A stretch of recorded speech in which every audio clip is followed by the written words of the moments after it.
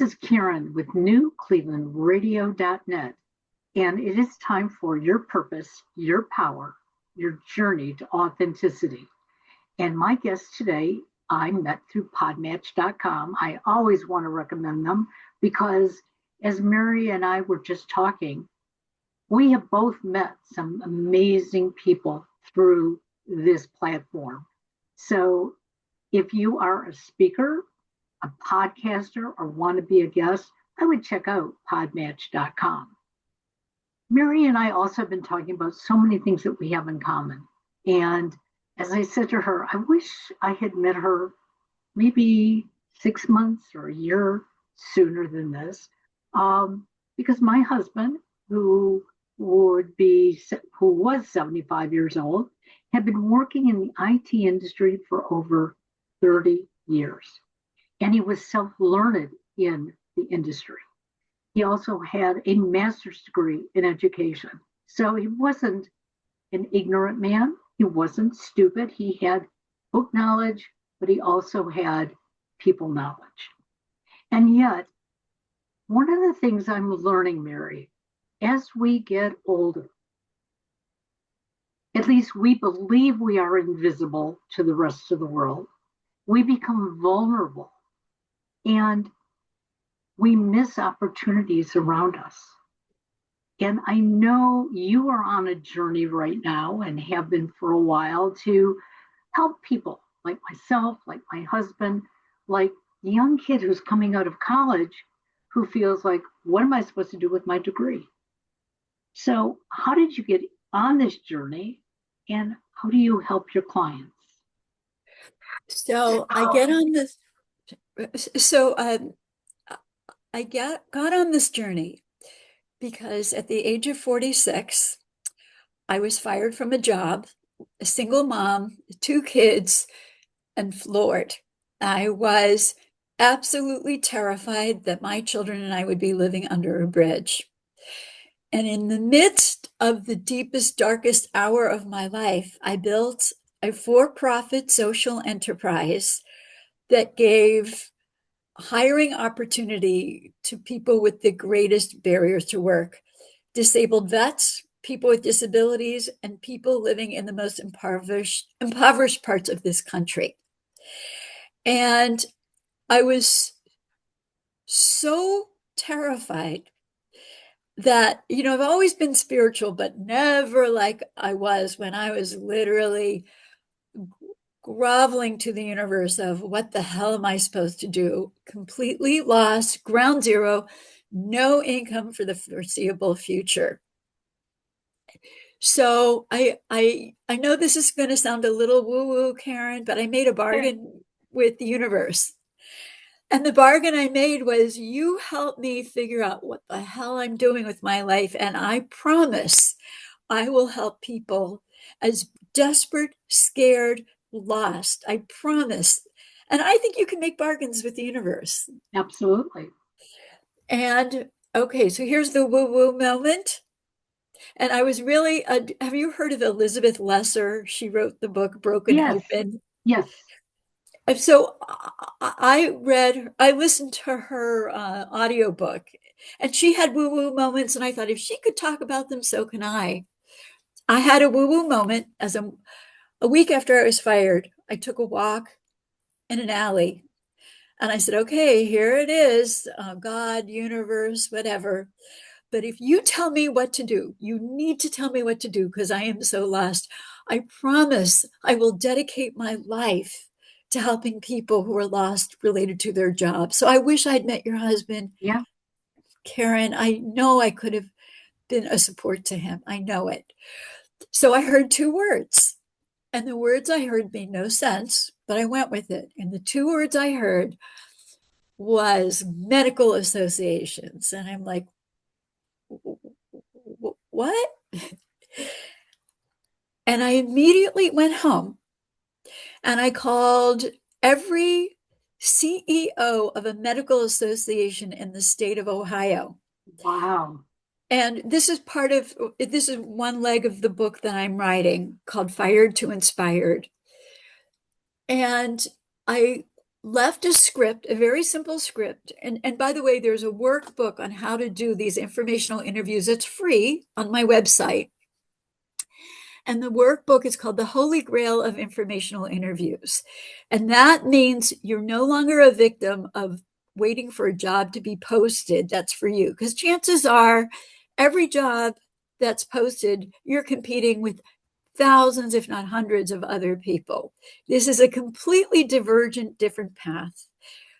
And the path is you either through warm relationships or even cold relationships, you carefully curate and identify people you want to talk to because you're interested in what they're doing. And you schedule, you develop a very brief script. And this is what I would have said to your husband, Karen, if I had met him. What was his name? Richard. Richard, let's come up with a script. And the script is no, you don't start with, I need a job. The script is, I am skilled and talented in the areas of marketing, sales, and healthcare. And I'd like to spend 15, 20 minutes talking to you about how do I leverage my skills into your industry or your type of work. I only want to talk to you for 15 to 20 minutes. And Karen, that's how I started the business. And that is the beginning of launching a company I built to 1,300 employees in 30 states. And you're helping the most vulnerable, which is so, so important. Karen, we're all vulnerable. Yeah, well, we are all vulnerable, but there are some who are even more so based Yes. on their abilities or so-called disabilities. Yes. And my husband in his mid-50s was identified as being on the spectrum. And so from that moment on, I saw the change in him because on every job application, it asks if you are on the spectrum. And so he was saying yes, and he realized that he was getting further and further behind in the industry because of that. And so only in the last maybe 5 years, I said to him, you're not going to mark that. You're not going to tell anybody. Get them to know you first. Yes. Once they know you and they appreciate you, then you can be honest. But you don't have to offer it up front. And again, we look at the so-called rules in employment and we think that we have to lay it all out. Otherwise, once they hire us and find out, we're going to get fired. But if you get hired and you're doing the job, you're not going to get fired. By the way, just so you know, Karen, because this was my field for 20 years, I was well aware of different companies that were kind of like mine, meaning, and I got globally connected to business entrepreneurs that had the same mission. And there was a company out of Stockholm that only wanted to hire on the spectrum people for IT jobs. So just FYI, that this has become such a passion that I wanted to know my peers. They were not at all my competitors, but I really loved hearing how they used business to help people. Absolutely. Absolutely.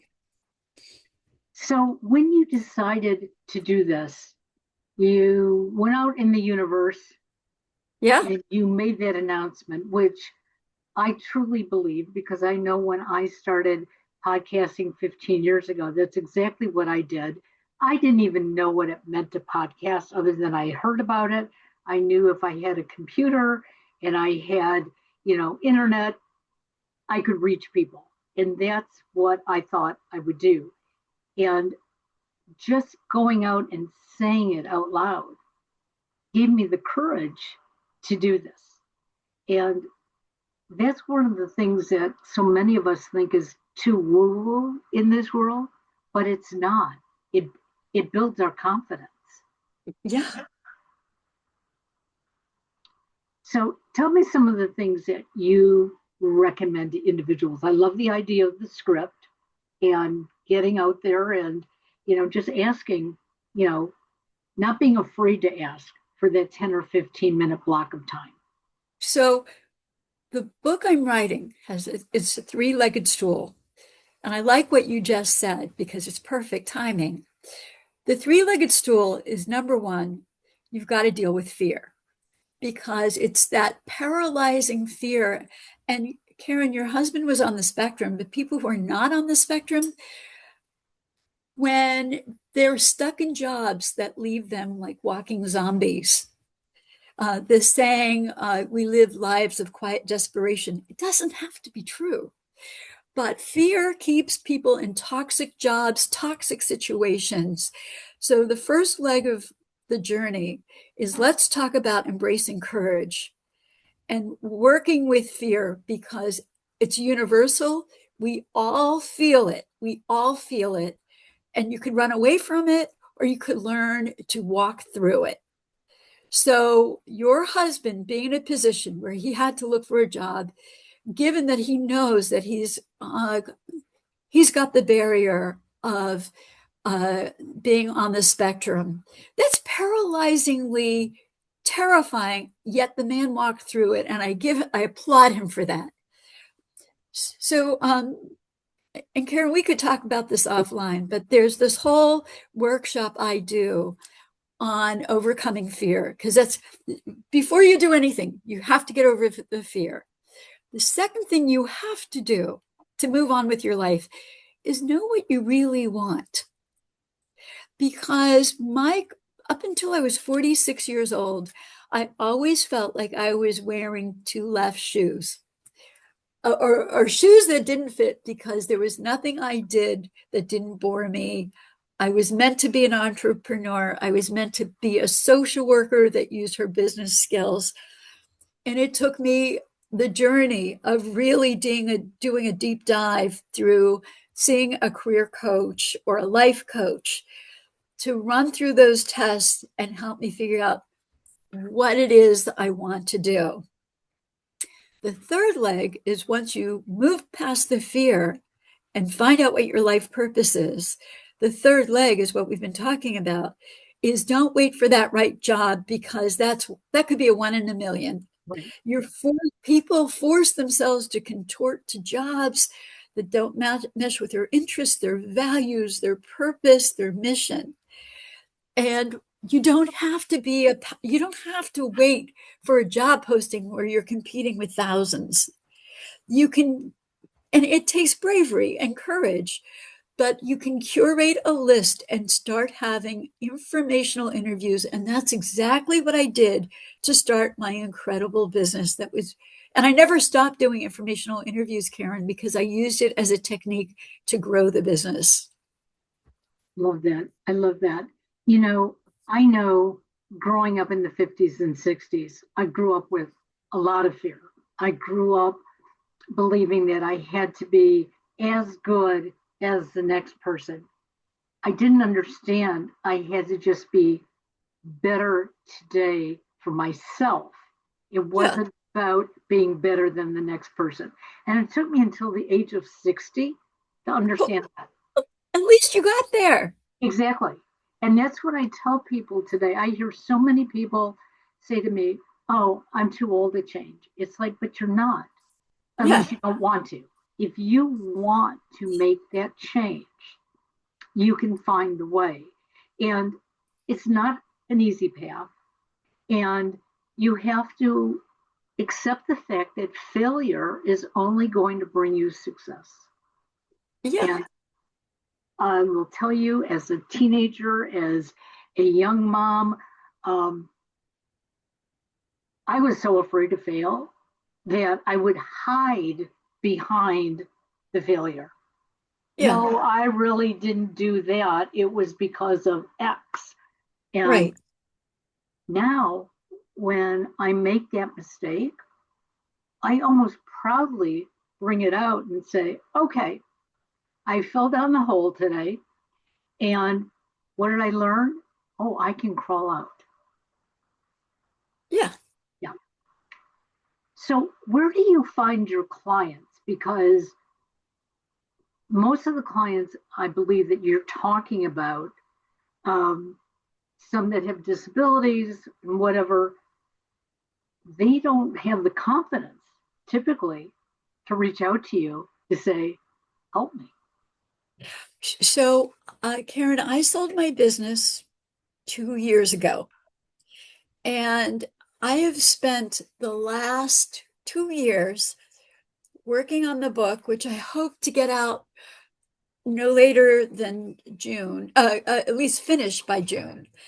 And I do a lot of workshops on the topics that we just talked about: embracing courage, finding life purpose, and informational interviews. Uh, the clients that I get are, I do mentorships of women business owners. I haven't yet stepped into having clients. Okay, And quite honestly, Karen, I'm not sure if I want to take that on at this stage, because there are people who've been life coaches for years. I would rather refer them to sure, people who, and I looked at your background, and you've done this a big part of your life. right, I would rather have someone who has the credentials. I mean, I am a clinical social worker by background, sure. but I'm not credentialed as a life coach. And I would rather refer the clients to people who have practices. I understand that. So, where do you do your workshops? Are they online? Are they in person? Are they in corporations? Um, Mostly with nonprofits. I'm starting tomorrow, and I'm really excited about this. I'm going to be working with a nonprofit that helps former sex workers get off the streets. And we're going to be doing workshops on overcoming fear to move on with your life. And there's another organization called Center for New Directions. They're local to Columbus, Ohio, and they focus on women who somewhere, something in their lives happened that derailed them. Uh, Many of the women have been incarcerated, addicted to drugs. Um, they're now offering programs for mature workers, 55 and over. So I've worked with them for 20 years. Because remember, in that alley, I made a deal Right. with the universe. And I said, I promise you, if I figure things out, I'll pay it back.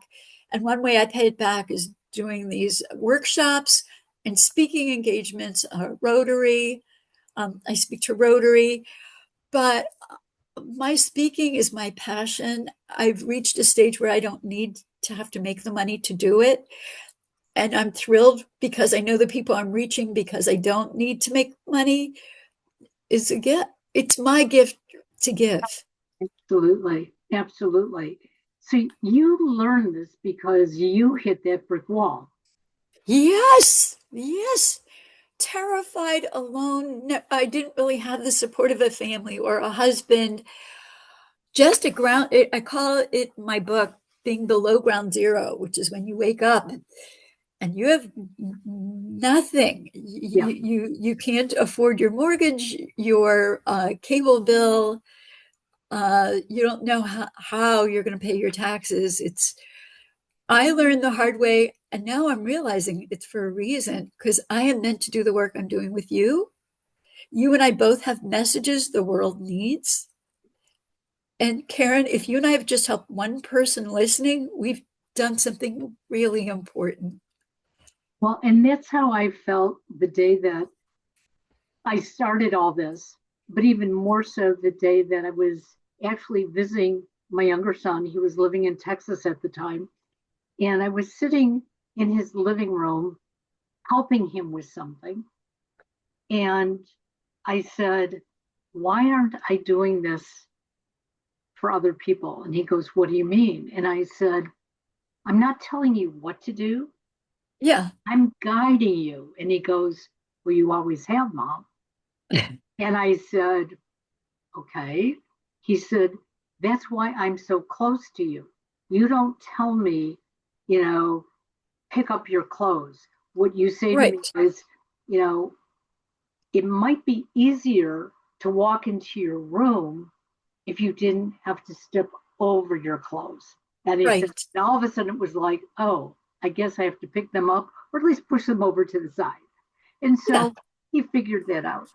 And as we were talking that day, I sat down at the computer and I wrote out this message and I put it out, like you said, to the universe and said, I've been holding on to a certificate for life coaching. I have a degree in communications. It's something I've always wanted to do. I've been a guidance counselor.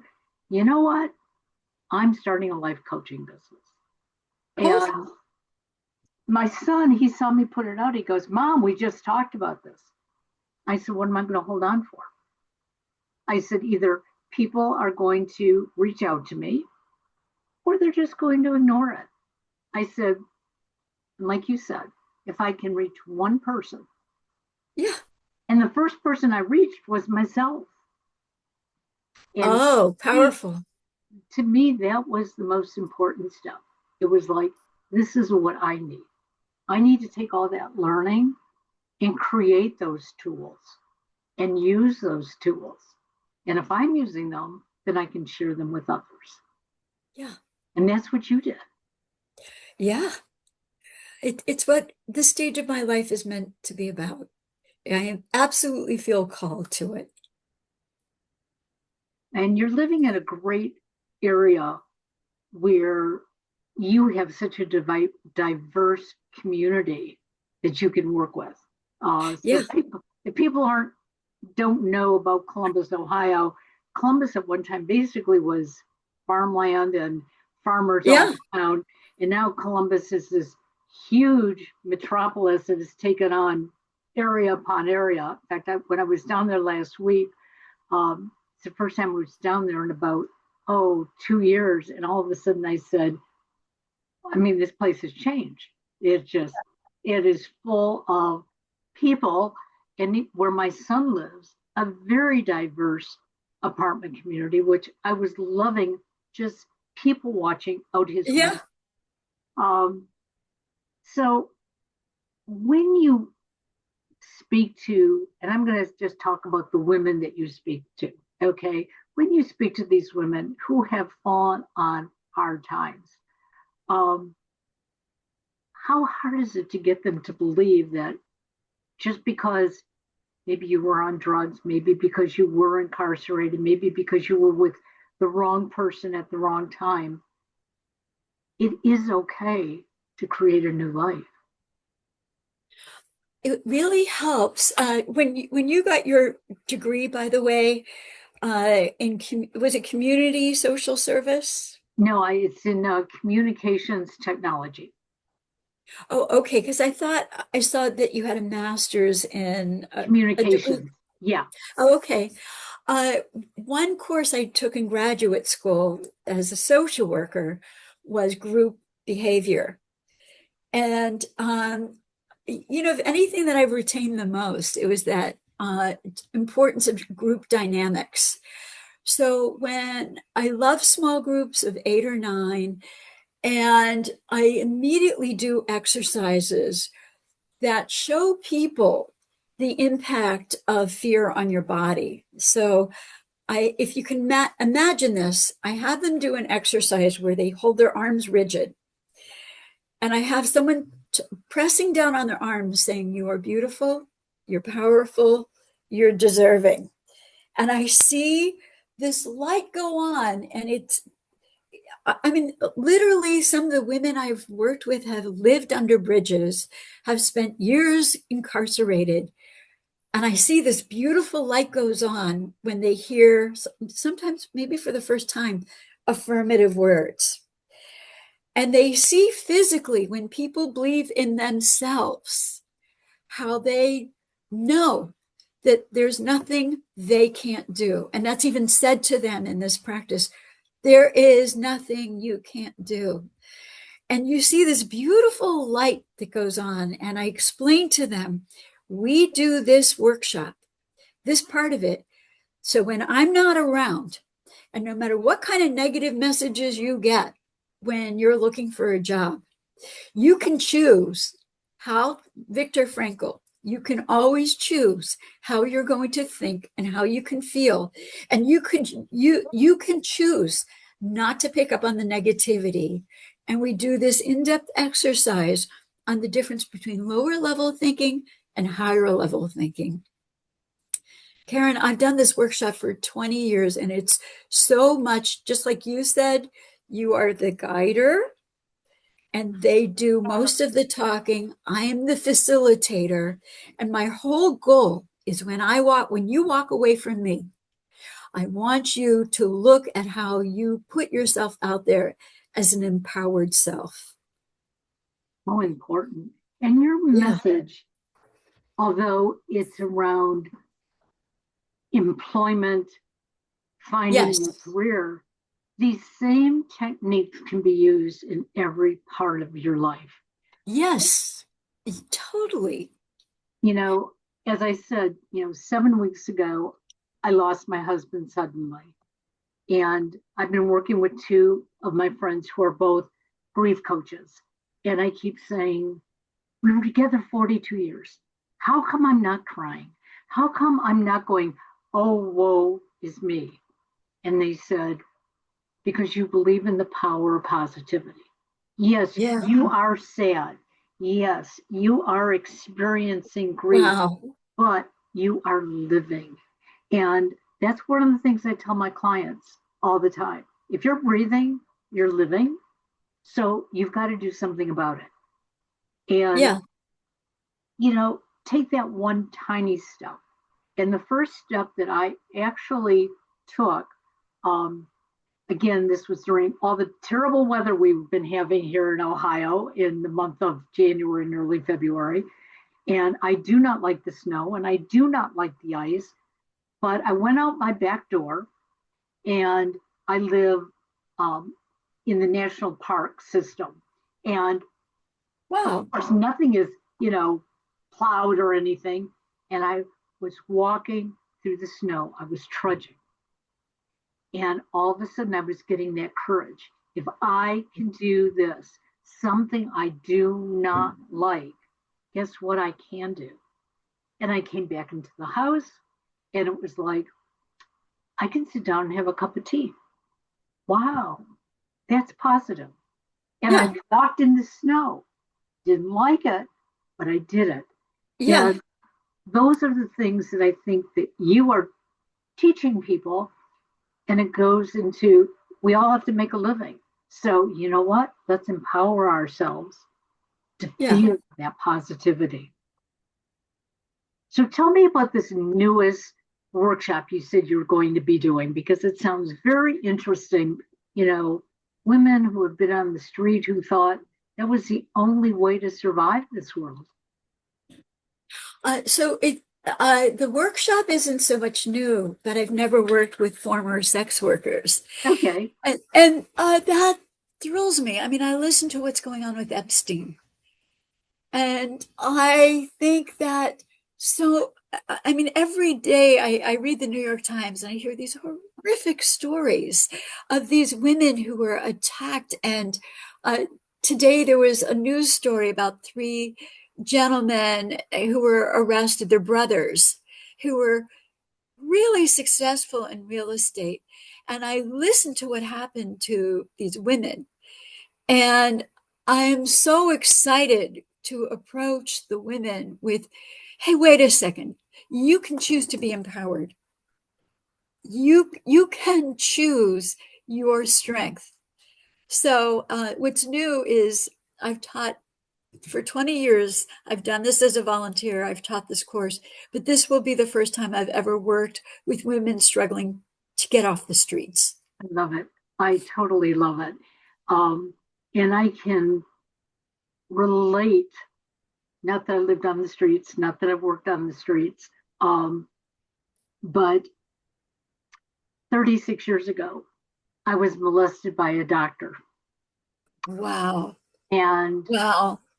I came out of that office. My mother in law happened to go with me to the appointment. I came out of the office and I just looked at her and I said, we got to get out of here. Yeah. We got in the car and I wasn't going to tell her what happened. She was this sweet little lady. She was my best friend. Wow. And I knew it would hurt her, but I told her. And she said, honey, what can I do for you? And I said, nothing. I just have to live with it. Yeah. And we got home, and strangely enough, the next day I was due to have in vitro. And I told my husband I wasn't going to do it. And he said, "Oh, yes, you are." Now, luckily, I had a support system. I had my mother in law, I had my husband, I called my parents. Everybody was like, "You're going to get through this, and we're going to help you." Now, I was feeling dirty. I was feeling I was wrong. Okay. Wow. How Yeah. did I let this happen? But I have taken that experience. Oh, and by the way, the next day when I had in vitro, I got pregnant, and that's my son who lives in Columbus. Aw. So I found strength because people around me told me I could do it. But Yeah. sometimes we have to tell ourselves we can do it. Yes. And Yeah. that's what I learned from that experience. I don't need to wait for my family, my friends to tell me. Now I know I have that ability. And I can't wait to hear the stories that you come up with after you do this in Columbus, because I think it's going to change the lives of so many women who have walked around thinking they're not worthy. And Yeah. we are It, it, worthy. it just shocks me that the women, especially with the Center for New Directions, and by the way, I'm going to be working with Jewish Family Services. Jewish Family Services telecasts the workshops to 17 or 18 different locations around the country. Okay. And I'll be doing the informational interview online workshop, which I think is invaluable because every day you're hearing the impact of AI on Yeah. IT jobs. And everything I'm doing, I feel called to do. And that's one thing about getting older is I made a decision about a month ago that I'm not going to do volunteer work I don't like because they're, Yeah. and I just feel so good about just doing these podcasts, the workshops, and finishing the book. And I feel so fulfilled. I love that. Now, how can people find you and learn more about the workshops? Because I'm sure there are listeners out there who are saying, uh, I need to attend. Well, what they could do is communicate with me on my website, which is www.firedtoinspired.com. I have three workbooks. One is Embracing Courage, the other is Finding Your Life Purpose, and the third is The Holy Grail of Informational Interviews. Those are free. And then pre-sign up for my book. Okay, that sounds wonderful. And, we're going to have that all in the show notes. So, those of you who are listening who said, "Hey, I missed out on that," guess what? Just go to the Yeah, show notes, or you can always contact us here at newclevelandradio@gmail.com. And I have all of Mary's information. Let's go back to that TV series that you said through Jewish Family Services. yeah. How can people find that and watch that? Um, I'm going to be getting a date, and Karen, to let you know. I'll be getting a date, and all they have to do is it's going to be televised through like 18 different cities. Okay, And it's a workshop, so it's not me speaking, it's all interactive. okay. So when I get the date, which I should be getting very soon, I'll communicate it to you. Okay, and then we will get that out on our website so people can see that. And if it's in your area, join in. I think that is absolutely wonderful. Um, I love all the work that you're doing. Um, and I'm hoping that one of these days, either when you get up to Cleveland or I get down to Columbus again, we will meet in person. Um, because you are right. We do share a lot of commonalities. And if we can just help one person today, Totally. what a great thing we've done. For today, it's just like, yeah, she's my people. Thank you so much, Mary. You have a wonderful day. Okay. It was just a joy. And thank you for your Thank, work. thank you. We'll be in touch. Bye bye now. Bye.